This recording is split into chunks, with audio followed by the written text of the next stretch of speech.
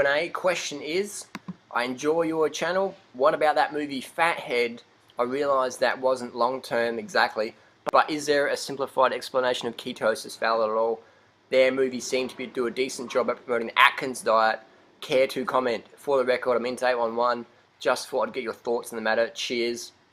Well, there's good websites out there. AtkinsExposed.org, AtkinsDietAlert.org. This whole movie Fathead, all it is doing is basically telling people good things about their bad habits. I mean, can you imagine if you're a movie producer who wants to finance a movie and you're like, wow, how are we going to get money to promote a McDonald's diet? That's basically what Atkins is easy. Paleo diet is easy. Primal diet's easy. You just go to KFC with your wearing your Vibrams. Thanks. And got some juice here. Fast food. That's what I'm talking about. I love that when there's bottles of organic juice just rock on next to your book there.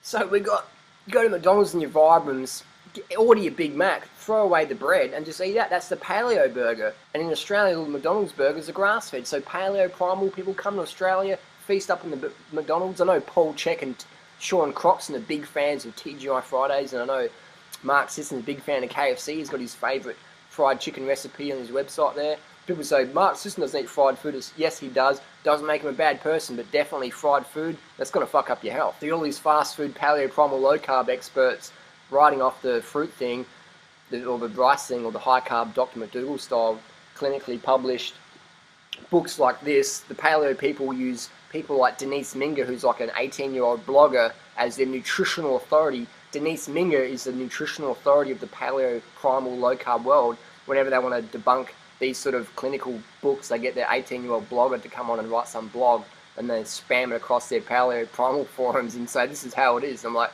sorry guys, that's broscience, that's dogma, that's 18-year-old blogger opinion. This is clinical data. If you can see that there. Dr. Neil Bernard's program for reversing diabetes. People just read this. Read this. Try and get her to debunk this, because that's pretty entertaining when you get the 18-year-old blogger who's got the English qualifications to trying to debunk the clinical studies. Interesting stuff, guys. The paleo, primal, low-carb, fathead world is in dire straits when they get the 18-year-old blogger to get on there and write stuff off. But here's the thing, Denise Minger, lovely girl, nothing personal against Denise Minger, she actually eats the fruits, she eats the high-carb diet, which is... that's crazy, isn't it? So, my opinion on the Fathead movie, it's a bunch of fucking nonsense. They're basically just telling fat people, sit on the couch, throw away the running shoes, get rid of the oat bran, get rid of the bananas, and pick up the bacon and eggs. Just make sure they're grass-fed, but it doesn't matter. Paul Check eats at TGI Fridays, and so does Loren Cordain, so just go to your fast food restaurant with your friends and make sure you eat extra bacon instead of the steamed baked potatoes. If the naughty waitress throw some brown rice on your plate, make sure you scrape it off and fill it with some big dollops of cream and butter. Have a big block of butter on your plate, because that's healthy and that's going to get you lean. And all those high carb people, they got it wrong. Carbs make you fat. Look at all that fat on there. Oh, fat man. I watched a movie called Fathead, and I think it's got some good valid points. So I'm eating a lot more bacon and eggs now, and I don't eat oatmeal anymore. Instead of eating oatmeal, I eat like a block of butter.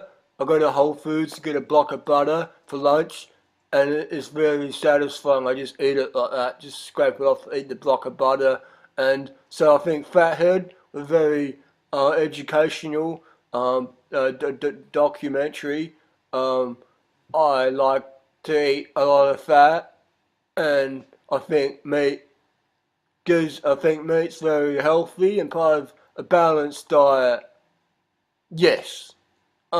So I've got to get back to the barbecue now. It's just hilarious. It's just hilarious. You got to laugh at the idiocy. Fathead, what a movie. If you're fat in their head, then perhaps you deserve that movie.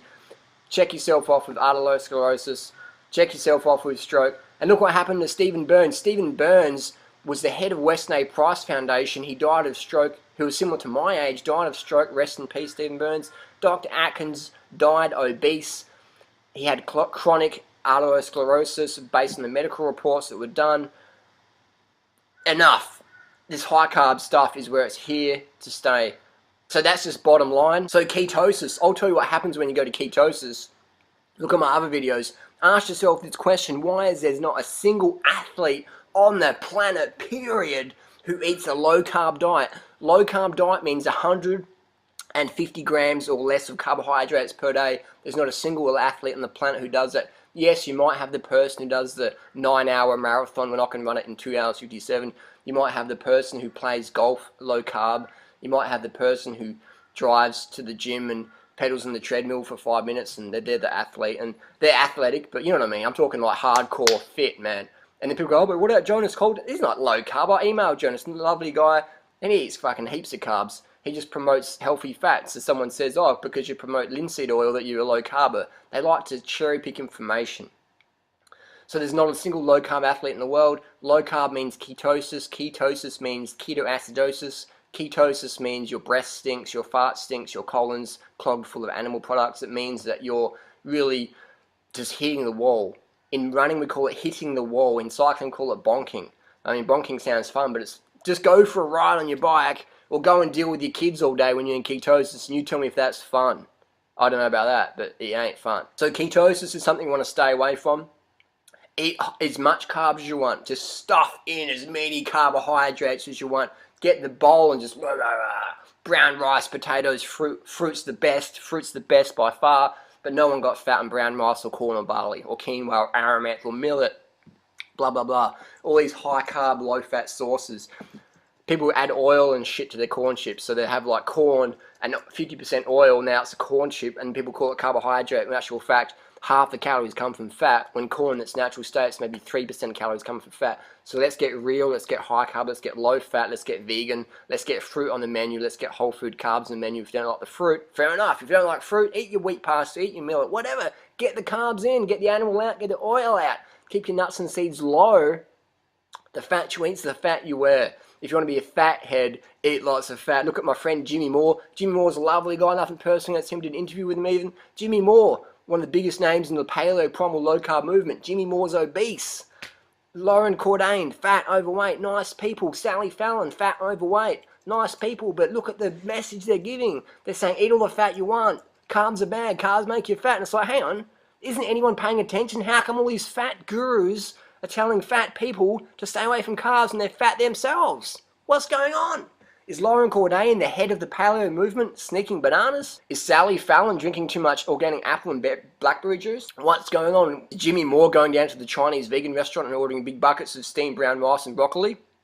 What's going on there? And then you got the other primal paleo people pumping up steroids, jacking up steroids, doing intermittent fasting. I won't mention any names there, but people doing steroids, liposuction, face surgery, and that doesn't make them bad people. If you get, face surgery and hair implants and $50,000 in your teeth, doesn't make you a bad person. But when you're saying that person looks amazing, it's like, well, we're actually doing some steroids, they're doing a lot of facial surgery, they're doing liposuction. So maybe not the best example of a natural sort of body type. And again, it doesn't make a bad person just because you're a paleo, primal, low carb person and you're doing steroids and you're doing all this stuff. Doesn't make you a bad person, but it makes for some confusion out there when you sell out for money and let people ruin their health and you just cash in your way to the bank in Malibu or whatever. That's pretty unethical in my book, but hey, I'm just saying. So that's my opinion on the whole fathead situation. Absolute nonsense. Telling people good things about their bad habits. Basically an advert for McDonald's, an advert for the meat and dairy industry, an advert for these destructive, pernicious, evil, death, fire, destruction industries that we need to abolish to end the world hunger, to end the water pollution, the air pollution, the noise pollution, the screaming animals, all that nasty shit. Fathead, what a fucked up name for a movie. Fathead! But you need healthy fats and grass-fed butter and cheese and dairy and fermented goat's milk. That's what you need. Healthy fats, grass-fed steak and bison. You lot of monkey.